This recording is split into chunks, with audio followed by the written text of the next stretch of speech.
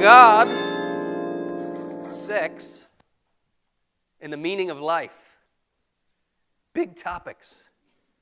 And we only have about an hour. I'd like to start with a story. Prom night, 1987.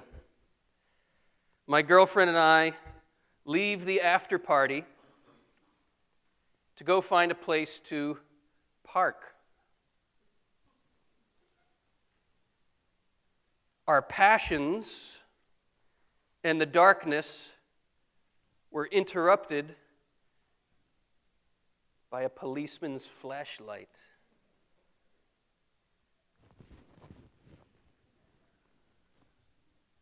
In various stages of undress, we were caught. We were then interrogated. And I remember the shame I felt. I remember the pain I felt. I remember feeling like my passions only get me in trouble. And I felt these passions deeply. Always have. This story of being caught in my passions kind of paved the way for a story I would hear 7 years later from a Catholic priest who told me this story about a friend of his who was also a Catholic priest. Young couple, deeply in love, went out on a starlit night to find a quiet place to express their passions. Grabbed a blanket, found the grassy hill, and began expressing their passions under the stars. They didn't know, however, that they were on the property of a country parish. And a priest looked out his rectory window and noticed some commotion. Figured out what was happening and decided he would go for a little prayer walk.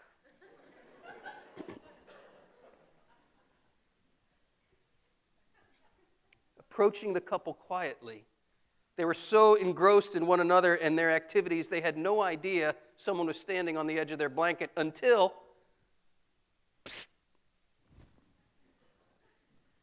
startled enough to find somebody standing right there, all the more startled when they realize they're staring at a Roman collar and are expecting they're going to be roundly scolded. They were utterly flabbergasted when the priest simply asked them a question. He said, "Tell me, what does what you're doing here have to do with the stars?"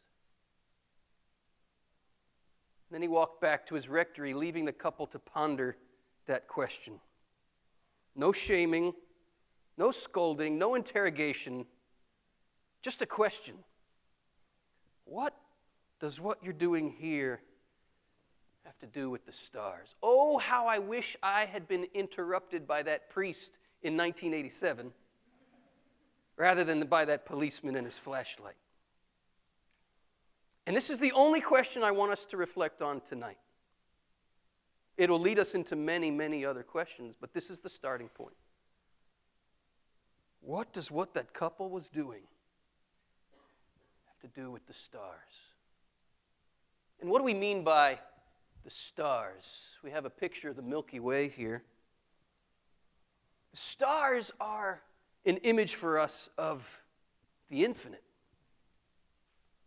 Have you ever had that experience of looking up at the stars and just being in absolute awe and wonder at the grandeur and mystery of existence? Am I the only one who's... Okay, you're with me. Then you feel the ache. The ache. I call it the ache. You're smiling. You know what I'm talking about. There's an ache inside the human heart for something. We're looking for something. Turn on the radio and you will hear this cry of the heart. Now, forgive me, I was in college over 20 years ago, So my musical catalog comes from pretty much the 80s. Anybody remember this old Bruce Springsteen song? Everybody's got a hungry heart. It's on the oldies station now. How many know the song? Everybody's got a hungry heart. Lay down your money and you play your part. Everybody's got a hungry heart. That ache. I have felt that hunger my whole life. And Springsteen has always, for whatever reason, Springsteen's music has always awakened it in me. I'll never forget the first time I heard a Springsteen song. I was 8 years old. I was lying in my bed, and Springsteen comes on the radio singing Born to Run. Now we're back in the 70s. Anybody know the song Born to Run? Okay, good. You would listen to the oldies station. This is good. So Born to Run comes on. I didn't even know what he was singing about, but he had such passion. He was looking for something. He was trying to go somewhere, and he wanted to take this girl with him.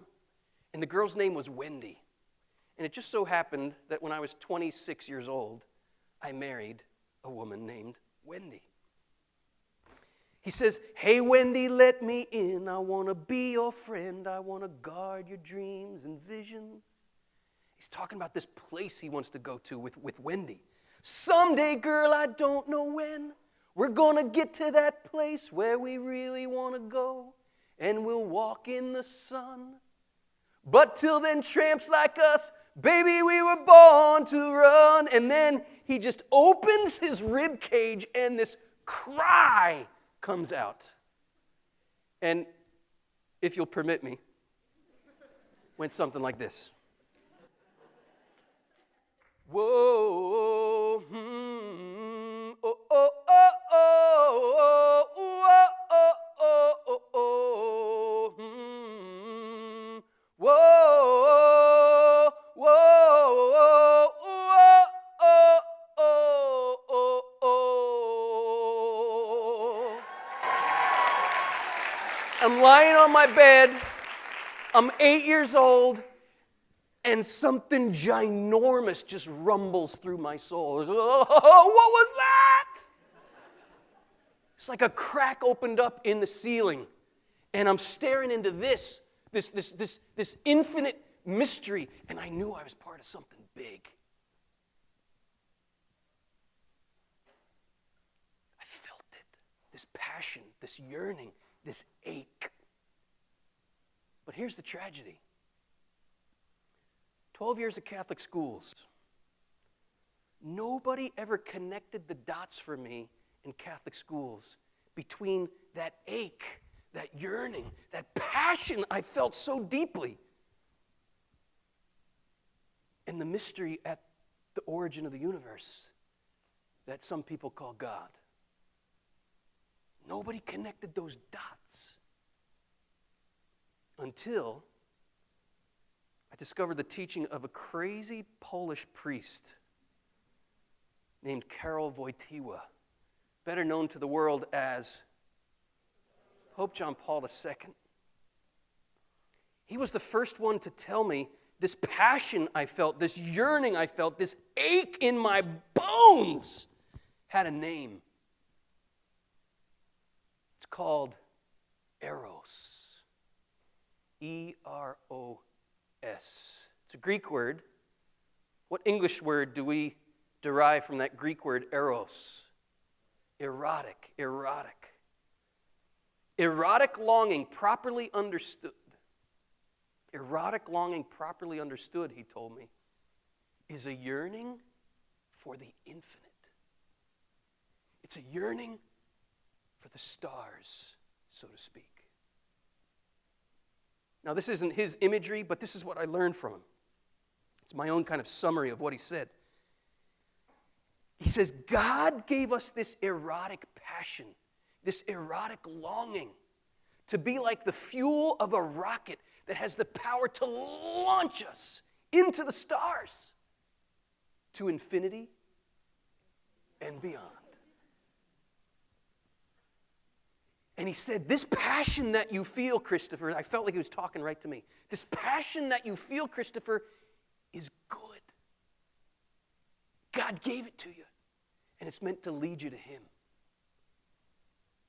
12 years of Catholic school, I never heard any of this. I was raised on what you might call the starvation diet gospel. When it came to this hunger, when it came to this ache I felt, when it came to this passion, here's the message. Your hunger is bad. It's only going to get you in trouble. So you need to deny it, repress it, ignore it, erase it. But follow all these rules and you'll be a good, upstanding Christian citizen. Sound familiar to anybody out there? Let me just do a little poll here.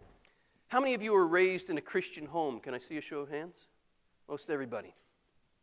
How many of you would say that in your Christian upbringing, there was open, honest, normal, healthy conversation about God's glorious, beautiful, wonderful, stupendous plan for erotic desire? Please raise your hand. Take a look around. Here's what I get from one person. Like, sort of, kind of, maybe, a little bit. Okay, we got about, 150 people here, 200 maybe. Less than 1% of us had any open, honest, normal, healthy conversation about the very passion that I learned from Pope John Paul II defines us as human beings. Defines us as human beings. The fathers of the church, the earliest saints, talked about this passion. They used Latin. I don't know why they all spoke in Latin, but they did. And they called it the capax Dei. Anybody know what that means? The capacity for God. This defines us as human beings because it distinguishes us from the animals. The animals, pick any animal, pick a chicken. Chickens do not look up at the stars and wonder what's out there. Chickens do not write music or poetry. Chickens do not come to lectures like this to reflect on what does it mean to be a chicken. Chickens do not build cathedrals or skyscrapers. And nor do chickens get into airplanes and fly them into skyscrapers. What's my point here? What do we have that the animals don't have? Not that we're not animals. In one sense, we are animals. But we're not merely animals. We have something the animals don't have. It's eros. It's the capax Dei. It's this attraction to what is true, good, and beautiful. We've all had an experience or an encounter with beauty, haven't we? Where our hearts were just like pierced with a dart. And maybe we couldn't even breathe. Maybe inexplicably tears just started rolling down our cheeks because we saw something so beautiful. Maybe it made us moan. Maybe it made us groan. Anybody seen the double rainbow guy on YouTube? Raise your hand if you've seen the double rainbow guy. There's something like 50 million views on YouTube now of the double rainbow guy, and I think 2 million are from me. Whenever I'm down, I just put on the double rainbow guy. He walks out of his house, and he sees this double rainbow. He's, oh my God, it's a double rainbow. Double rainbow all the way across the sky. Oh, it's so intense. Oh, it's so bright and vivid. Oh, wow! Double rainbow all the way across the sky.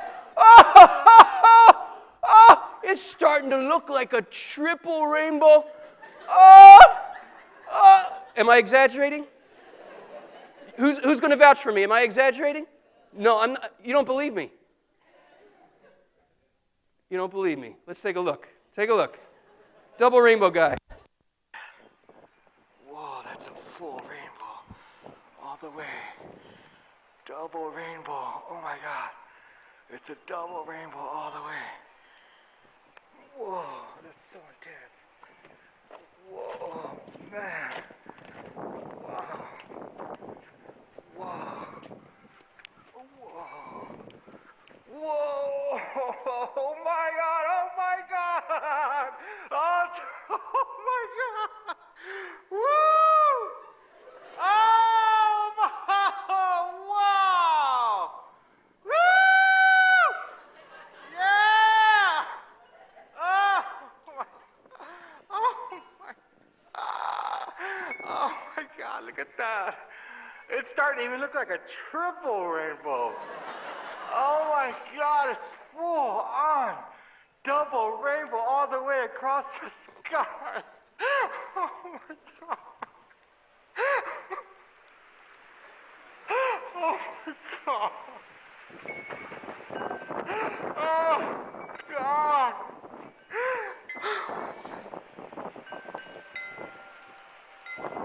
What does this mean? Oh. Oh my God. Oh. Oh. Ah! Ah! Ah! Ah! Is he having sex? It almost sounds like it, doesn't it? What's happening here? This is a guy who has the courage to let beauty in and to allow it to awaken his deepest yearning and longing. That's why I love him so much. What I learned from John Paul II is that what Christianity invites us to is not the death of eros. That's the starvation diet. Christianity is not a starvation diet. That's Puritanism. That's an ideology that masquerades as Christianity, but is not Christianity. That's legalism. That's stoicism. That's moralism. It's not Christianity. Christianity does not invite the death of eros. It invites depth of eros. Christianity invites us not to repress our desires or minimize them. It invites us to infinitize them. To turn them not down, but to turn them up. To aim them literally at the infinite. Because I want to suggest to you that this ache we feel, this ache we hear in the double rainbow guy, is a yearning for infinity. But if you, like me, were raised on the starvation diet gospel, 99.9% chance that when the desires really kicked in your teenage years, you fell for what I call the fast food gospel. Our secular culture knows very, very well, far better than the puritanical ideological perspective. The secular world knows that we are creatures of passion and love and erotic desire. And it knows how to awaken that desire in its imagery, in the stories it tells, just through a billboard or an ad on the internet. Imagery can awaken this eros. But I want to suggest that the fast food gospel, although it understands we're creatures of passion and erotic desire, it misdirects it. It aims this passion for the infinite towards finite pleasures. Like sex. Not that there's anything wrong in and of itself with sex. I think sex is awesome. God thinks sex is awesome. God made it to lead us to Him.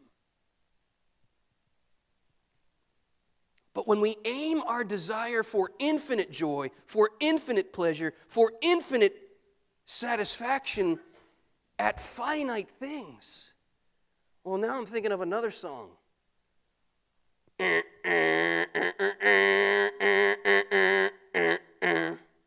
We got to ask ourselves, why can't Mick Jagger get no satisfaction? This man tries, and he tries, and he tries, and he tries. But he can't get no. Now, the secular culture knows we're creatures of passion, knows we're creatures of erotic desire, and it sells us a plan, a vision for the satisfaction of those desires. Through the indulgence of those desires.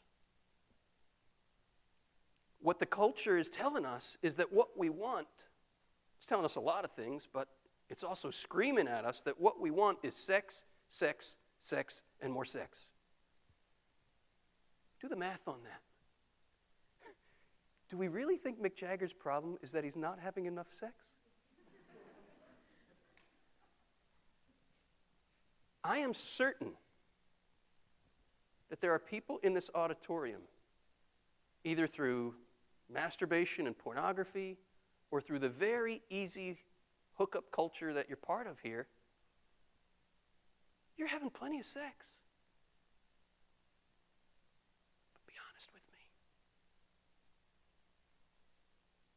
Don't you sometimes ask yourself the question, or maybe often, ask yourself the question after that experience, maybe even right in the moment of it, when you go looking for that connection, you go looking for that happiness, you go looking for that excitement, you go looking for that pleasure, you go looking to be affirmed, you go looking to be desired, you go looking to be told you're worthy. And maybe it feels good, but the emptiness is still there. The ache hasn't gone away.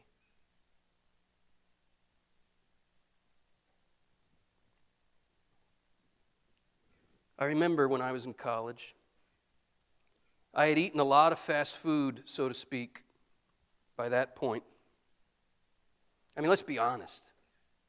If the only two choices here for that passion and hunger and desire are the starvation diet or the fast food, I don't know about you, but I'm going for the nuggets. Because I'm hungry. And whatever the puritanical people want to tell me, it's BS that those nuggets don't taste good. They do taste good. Going down the fast food tastes pretty darn good. Especially if you've been starved for a long time. Right? But if you eat enough of this fast food, to go with the metaphor, you're going to end up like the guy in the movie Super Size Me. Anybody seen that one? It's a documentary about a guy who eats McDonald's breakfast, lunch, and dinner for 30 days. At the end of this little experiment, he's literally dying. His body is shutting down from the grease and the sodium. And that's where I was in my college years. I had eaten so much grease and sodium, I was shutting down. I was in a lot of pain, and I had to numb myself to pretend I was still having a good time. I had to numb myself. Isn't it interesting? I find this very interesting that at the college campus, my college campus 20 plus years ago, your college campus, I'm sure it's the same, the sex that goes on, and remember, I love sex. Sex is awesome. But awesome things can be misused. And when awesome things are misused, it doesn't bring us the joy and the happiness we're looking for. It brings us a lot of pain. And that's why we need to numb ourselves. Isn't it interesting on a college campus that sex and booze almost always go together? Do a little experiment. Here's a college challenge for you. This weekend, starts tomorrow. This weekend, no booze. Stay sober and just observe. Do a little anthropological experiment. Stay sober and watch what people are doing. I tried that one weekend in 1988, and it changed my life. My roommate came back from a party, totally hammered, and barfed all over our dorm room. Now, if I had been drunk, like I often was, I would have already been passed out myself and wouldn't have observed till the next morning that there were chunks of stuff all over the dorm. But I was awake and I was sober, and I watched it happen. And I watched him put his head back in his pillow in a puddle of vomit.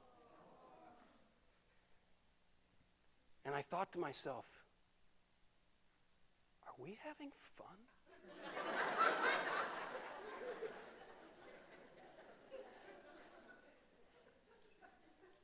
Is this a good time?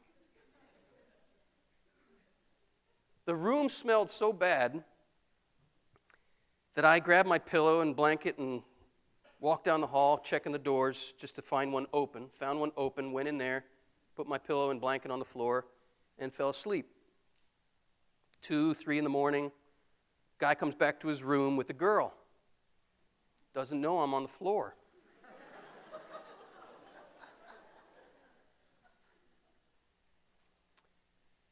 And proceeds to try to have his way with her. And I will never forget this to the day I die. I heard a weak voice say, "Stop.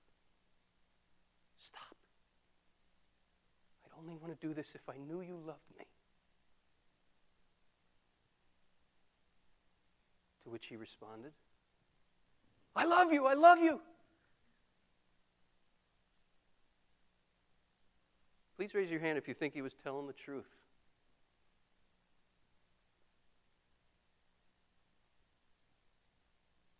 I don't know exactly what transpired, but I do know she said stop and he kept going. And I have to apologize to every woman here and every woman on the planet that I did not get up and kick the living beep out of this guy, which I should have done. I was so stunned by what was transpiring that I locked up. I don't know how else to say it. I locked up. I froze.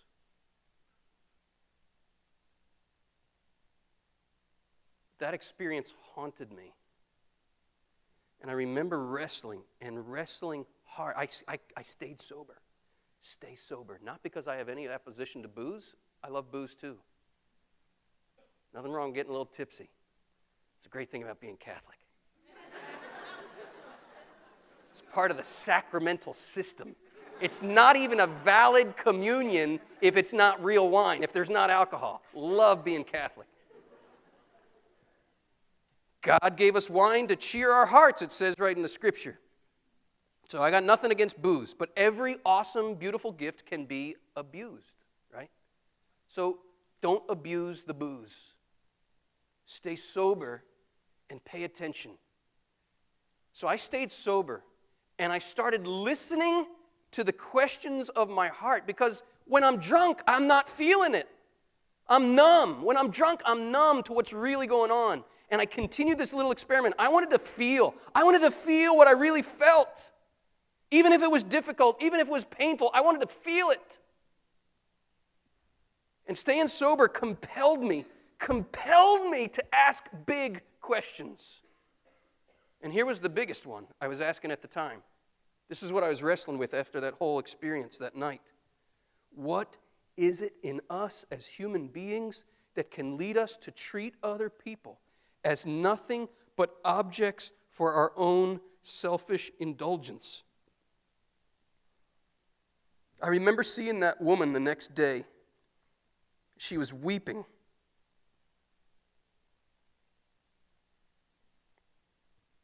And I remember confronting this guy.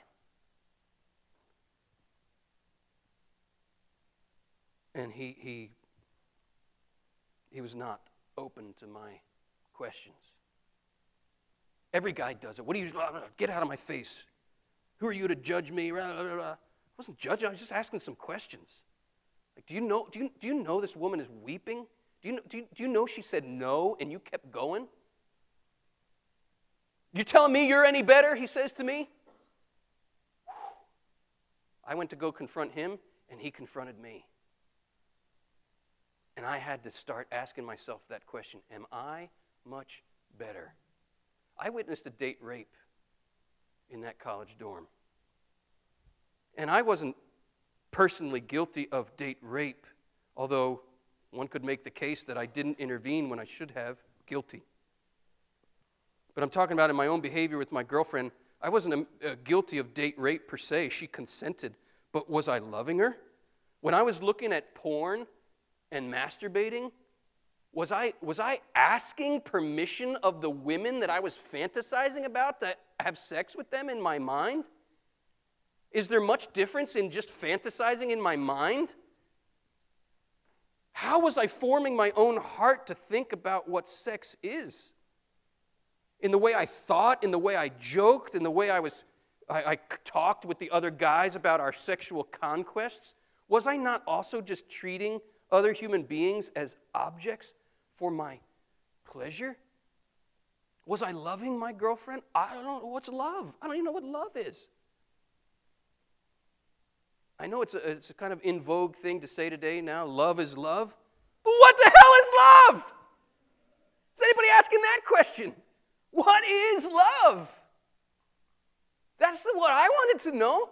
What is love?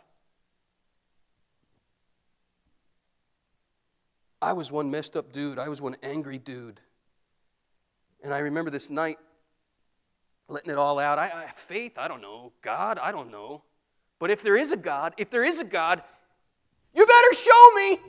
You better show me.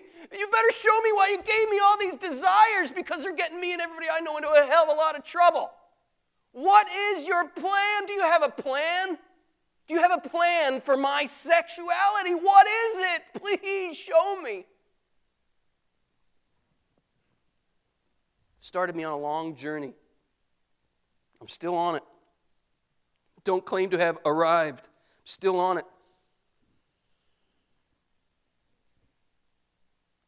My brothers and sisters, if you take nothing else away from this presentation tonight, take this. Keep asking questions. Keep seeking answers. You have a question, ask it. Don't numb yourself when you feel that ache. Don't numb yourself when you're asking, there's got to be more. Isn't there more than this?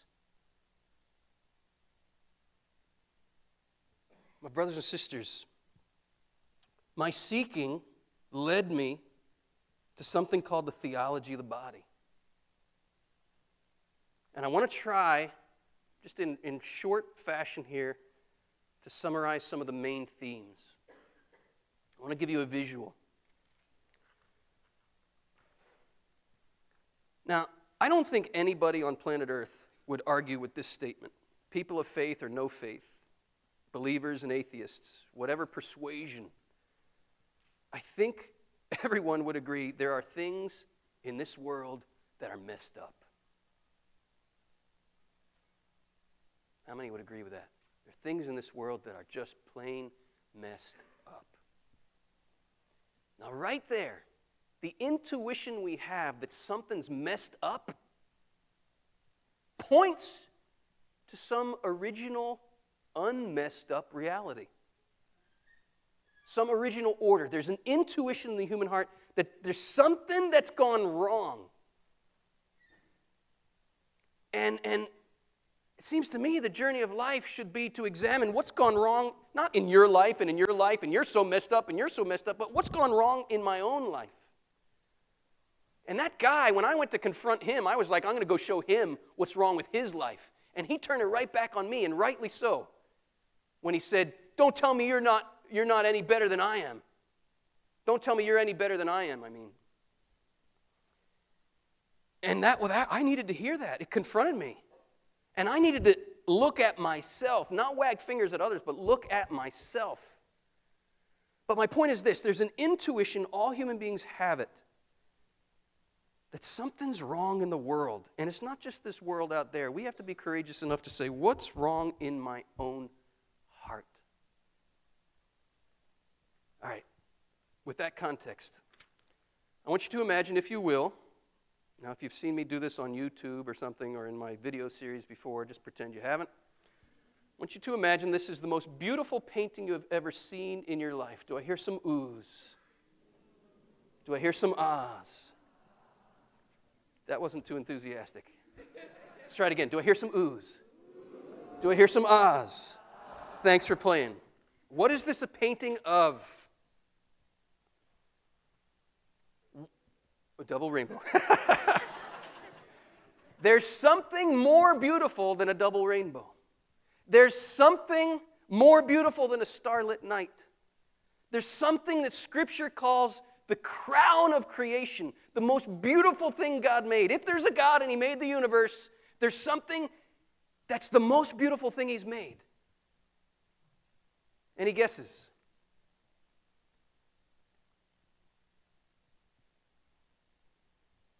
This is an image of the naked human body, male and female.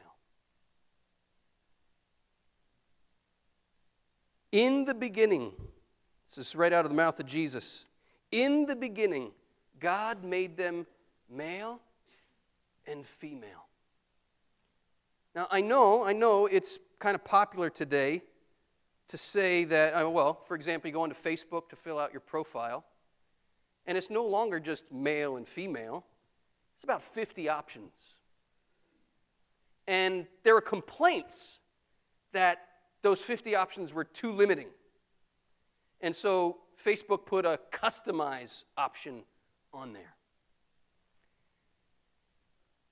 But Jesus says, take it for what it's worth. You may or may not believe in Jesus, so this may not have no bearing. But this is what Jesus says.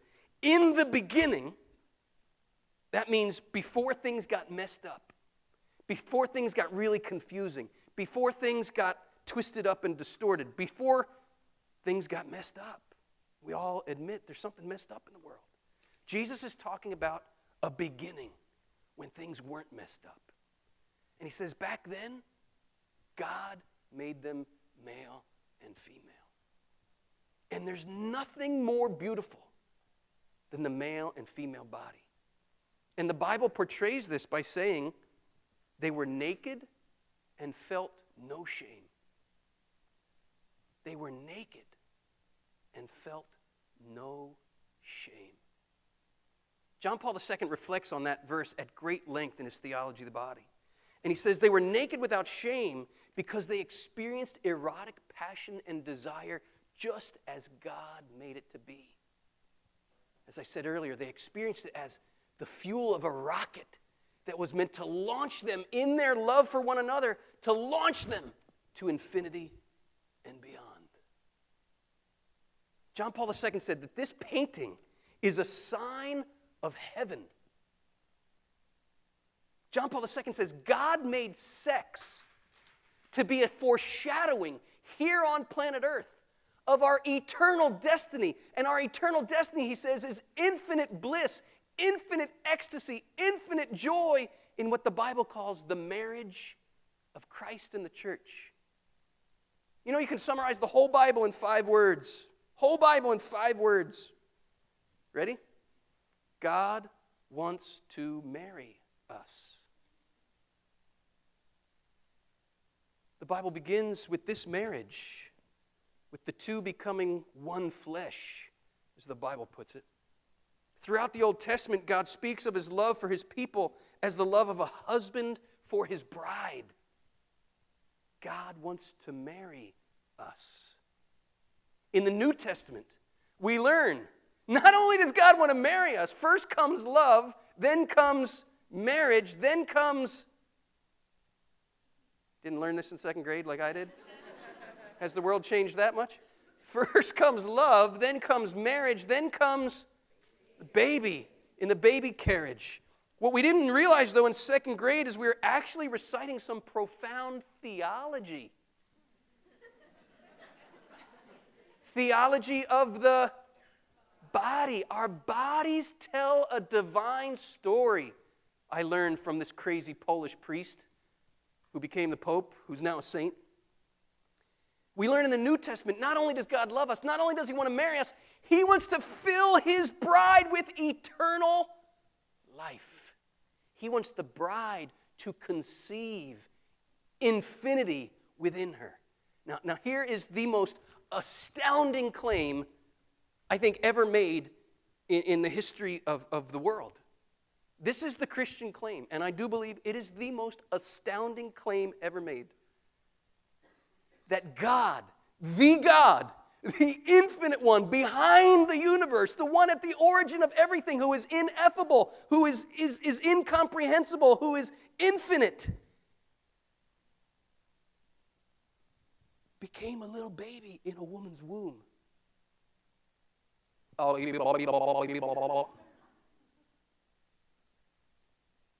The infinite God humbled himself and was born, if I may say so, in a shit-infested stable.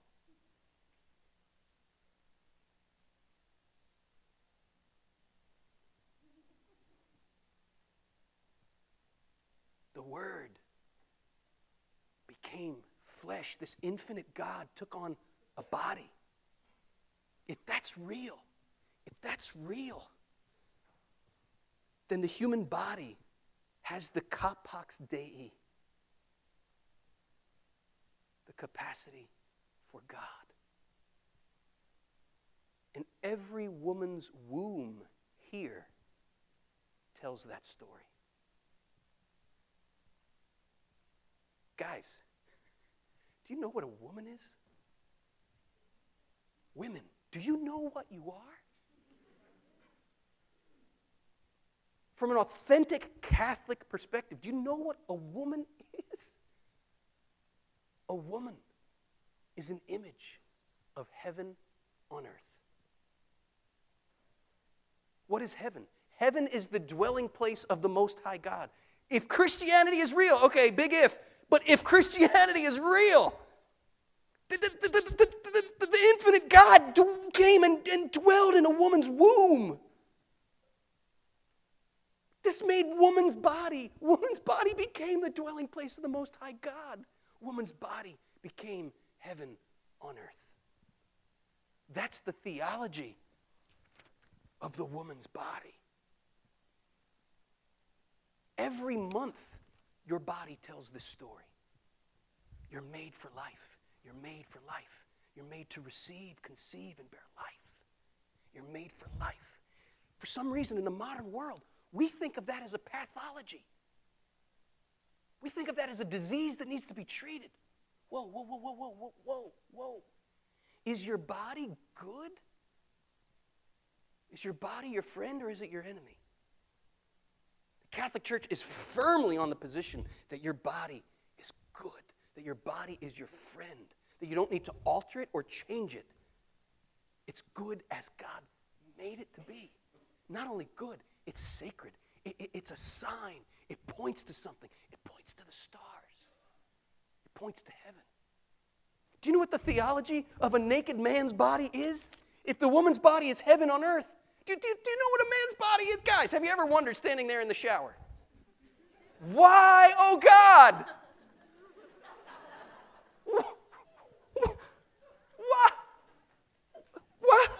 Why did you do that to me? Guys, are you ready? Are you ready? Are you ready for a revelation? Read the language of your body as is. Read it. It's a book. Read it. Read it. It's not just a biology book. It's a theology book. It tells a great story about divine love. A man's body, if woman is heaven on earth, a man's body says we're called, we're designed, chiseled right in our bodies by God. If this is real, a man is called, has the privilege, the unbelievable privilege of entering the gates of heaven. To lay down his life there. To spill his very life seed there. Why? Because life is good. Because love is good. Because your bodies are good. Is the fact that sex leads to babies good or not good? What does a condom say? Doesn't a condom say, this is not good? What would the world look like? I'm just going to hold this, I'm just going to throw it out. What would the world look like if we pause, just push the pause, don't get drunk this weekend, and observe? People hate their bodies in this fast food gospel. They actually hate their bodies. It's designed for us to hate our bodies. It's designed for us to think the way my body is made is my enemy, and I have to thwart it. I have to work against it. No wonder so many people hate their bodies. We're taught to hate our bodies. I'm here to tell you, your body is good. Not only good, it's sacred. It's awesome beyond belief. This is a religious painting. This tells a divine story. You see, God wants to marry us. Skip to the end of the Bible. The Bible describes heaven as an eternal marriage, a blissful ecstasy of union with God forever. You know, the church is called what? The bride of Christ. Why? Woman. So, oh my gosh, we got it so wrong. Yes. Let me just confess, yes, and admit and acknowledge many people throughout history in the name of Christianity, and even more specifically in the name of Catholicism, have said things about women and done things towards women appalling, absolutely appalling, but not because of what the Catholic Church really teaches and believes, but because of a terribly twisted, distorted understanding. Literally, the Catholic Church has raised woman to the highest place in heaven next to God. Next to God. And the Catholic Church says woman is the model of the whole human race. Because woman shows the whole human race what it means to be human. What does it mean to be human? To open, to receive God's love, conceive God's love, bear it forth, nurture it, and share it with the world. That's what it means to be human. This is the theology of a woman's body. And the theology of a man's body is to enter this mystery, lay down his life, and love her divinely. And love the goodness of the new life that may spring. It's really strange in our world. I'll just throw this out. Tell me if this is controversial. Eyes are meant for seeing.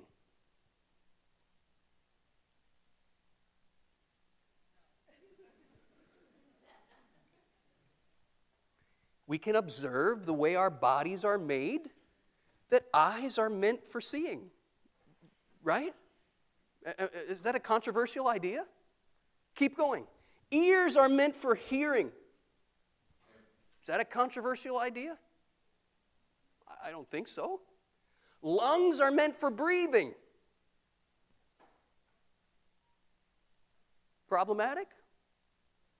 Going to raise any protests? But keep going and we'll get to this one.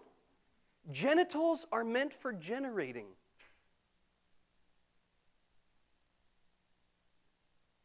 All of a sudden, that's controversial. But it doesn't change the truth. They really are. What would the world look like if we embraced that rather than fought it? Dream, think, question, ask, seek. What would the world look like if we arranged our lives and made choices based on a premise that the fact that genitals generate is a good thing?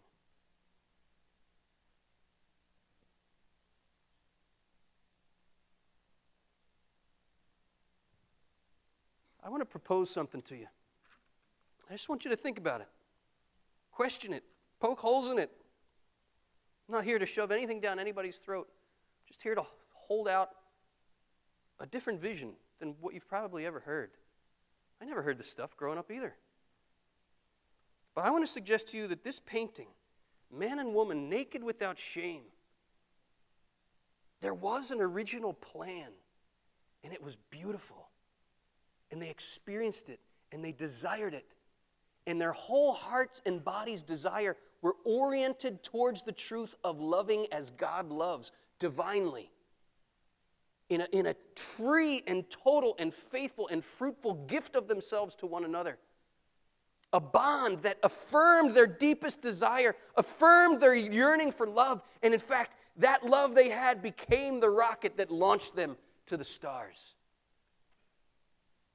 But I also want to suggest, as a way of explaining how things went wrong, that there's an enemy who doesn't want this rocket to launch towards the stars. If this is an image of heaven, if this is an image of the ecstasy for which we're created, what if there's an enemy who hates this destiny we have of infinite joy, infinite satisfaction and union with God forever? What if there's an enemy who wants to keep us from launching towards those stars? It would seem to me he would hate this painting, and he would seek to get us to hate this painting too.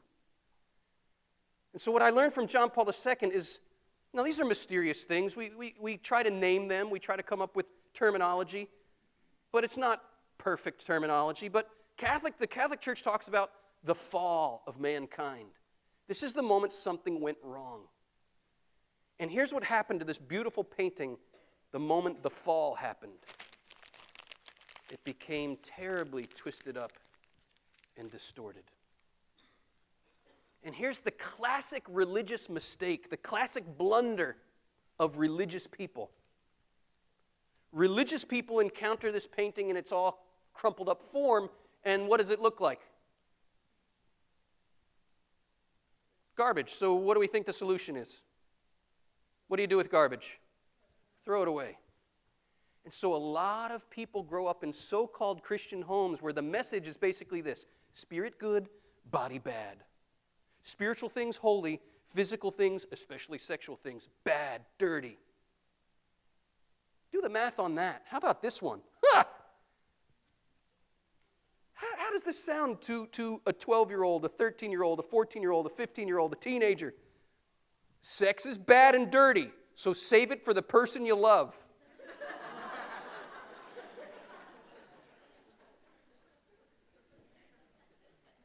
Somehow the math doesn't add up on that one. Two men, both very prominent figures in the 20th century, reached into this puritanical trash can. That's what that is, Puritanism. Throw it away. Two figures reached into this trash can, pulled it out, and said to the modern world, you mustn't throw this away. One man's name was Hugh Hefner, founder of Playboy magazine, and one of the main architects of the sexual ideology in which we are all immersed today. Hugh Hefner said, I started Playboy magazine, this was 1953, I started Playboy magazine as my personal response to the hurt and hypocrisy of Puritanism in my Christian upbringing. I can relate. Was Hugh Hefner right to say we mustn't throw this away? Yes, he was. Yes, he was. And we as Catholics should agree with him on this point. But where did Hugh Hefner mistake? What was his mistake? Where was he mistaken, is what I meant to say. I would suggest where Hugh Hefner was mistaken is that he left it in this crumpled up form. Not knowing any better, he thought this is just the way it is. And he started saying to the modern world, hey, don't you want to take this? And because 99% of us were raised on the starvation diet gospel, when Hugh Hefner started showing us the chicken nuggets, we were like, yes, I do want some of that because I'm hungry. And here we are, 60 years later, having eaten so much fast food, we've gotten all turned around and we don't even realize it. Anybody seen Trains, Planes, and Automobiles? Remember the scene when John Candy's driving the car? He goes onto the highway on an exit ramp. Doesn't know it. Heading down the highway. Right? Steve Martin's sitting next to him. And there's a guy in a car across the median strip who rolls down his window. Turn around! You're going the wrong way! Turn around! You're going the wrong way! And John Candy's like, he's drunk. How's he know where we're going? How's he know where we're going? Right? But then, appearing on the horizon, 2 tractor trailers and their headlights. And it's too late before the collision happens. I would like to suggest that John Paul II is the guy in the car across the median strip.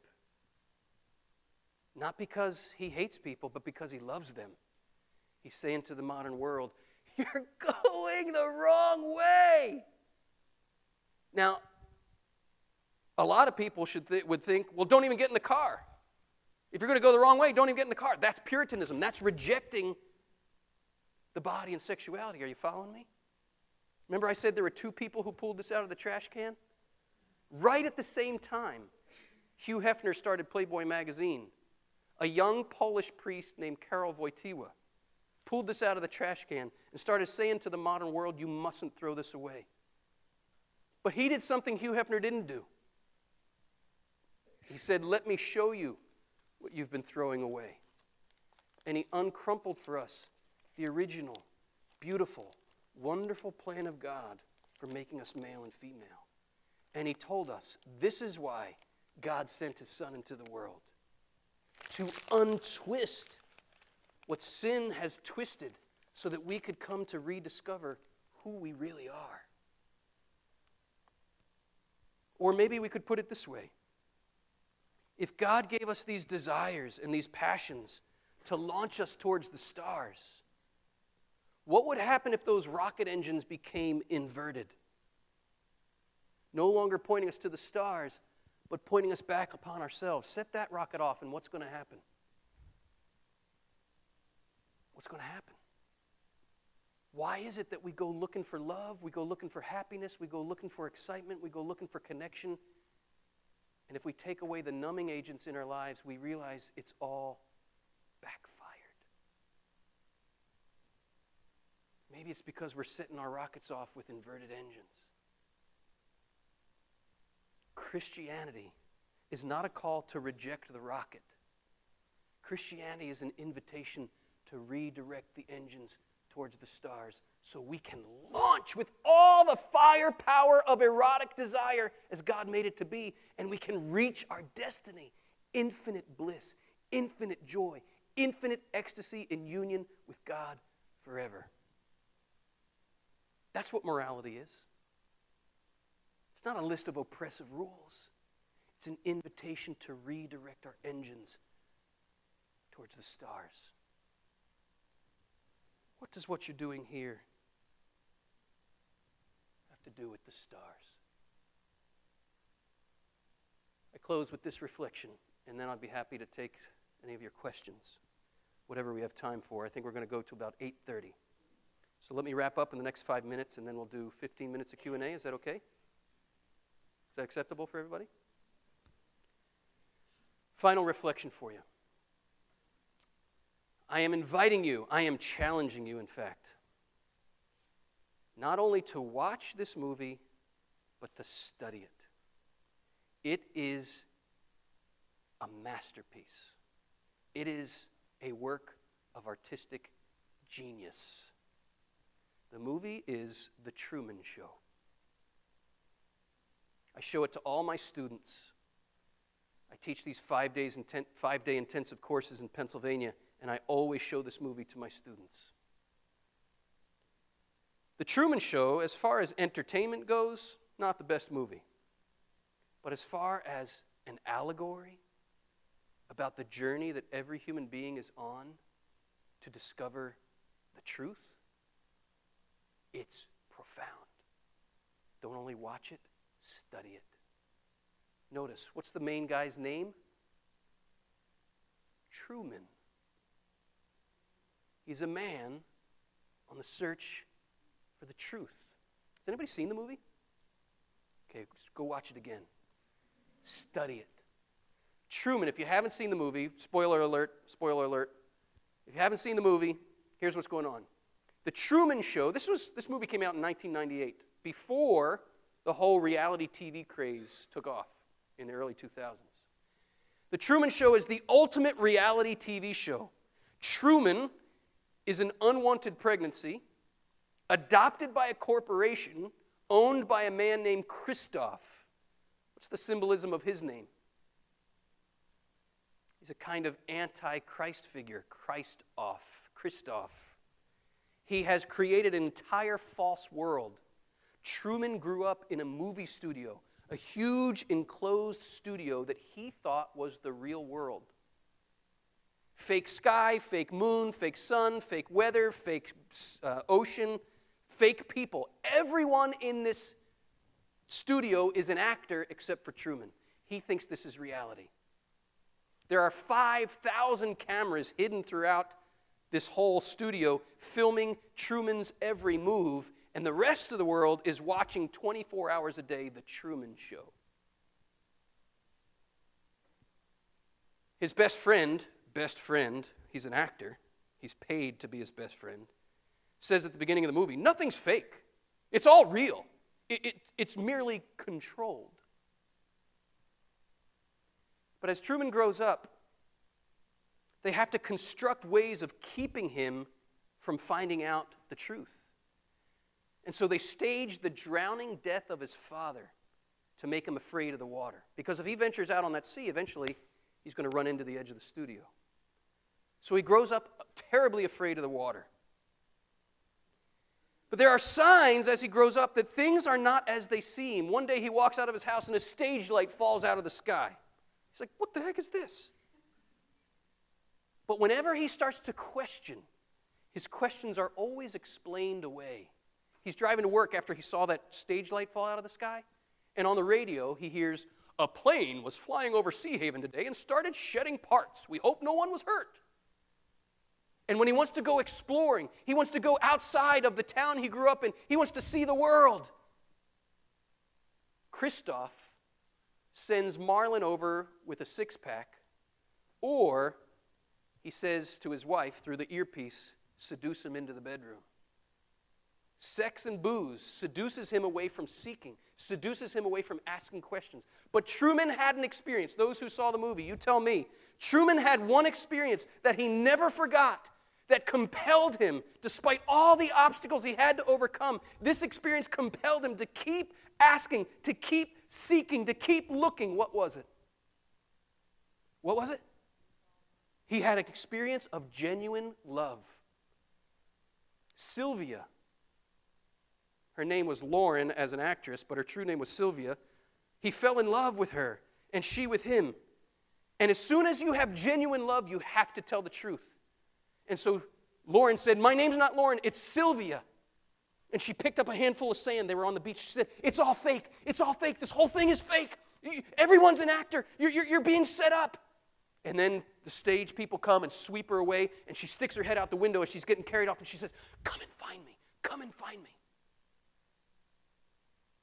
And her supposed father said, we're moving to Fiji. We're moving to Fiji. So the rest of his life, he had this fascination with Fiji. He wanted to go to Fiji. He had to get to Fiji because he had this experience of genuine love, and it changed his life, and it oriented his life. And he sought, and he sought, and he never stopped, and he overcame every obstacle, and he had to face, this is the climax of the movie, he had to face his deepest what? Fear. He knew the answer to his questions was somehow, those answers were somehow out on that water. He had to face his deepest fear. So he gets in a boat, and he's sailing out on the water, overcoming his fear. And Christoph, up in the control room, sends a storm to try to capsize him. And he just knows now there's some force acting against him, trying to keep him from the truth. And he feels it, he doesn't know what it is, but he shouts out, he says, is that the best you can do? You're going to have to kill me! Brothers and sisters, if you want to find the truth that sets you free, you have to prefer to die than to give up your search. There's a poignant moment in the script, in the story, when Christoph, the controller of this whole false world, is being interviewed. And they say, why do you think it hasn't been until now that Truman has even begun to question the reality of this world that he lives in? And Christoph says, we accept the reality of the world with which we're presented. It's as simple as that. My brothers and sisters, question everything. Search for the meaning of everything. Do not just accept the reality of the world with which you are presented. There are stage lights falling out of the sky all over the place. If you're sober enough to recognize them, there are stage lights falling out of the sky all over the place that indicate to us the reality of the world with which we have been presented since the sexual revolution began. It's not adding up. Have we had enough? Have we had enough of being used? Have we had enough of being treated as objects? Have we had enough of using one another and wounding one another and saying we're having a good time? Have we had enough? Sober up. Wake up. Look around. Listen to your heart. Ask questions. Seek. Keep seeking. Keep seeking. You're not crazy to desire life and life to the full. You're not crazy to desire happiness and happiness to the full. You're not crazy to believe that you are made for a destiny of joy, of love, of goodness, of beauty. Whoa, oh, oh, oh, oh, oh, oh, oh, oh, oh. Someday, girl, I don't know when, we're going to get to that place where we really want to go and we'll walk in the sun. But till then, my brothers and sisters, you were born to run. Keep going. Whoa, whoa, whoa, oh, oh, oh, oh. Peace, blessings.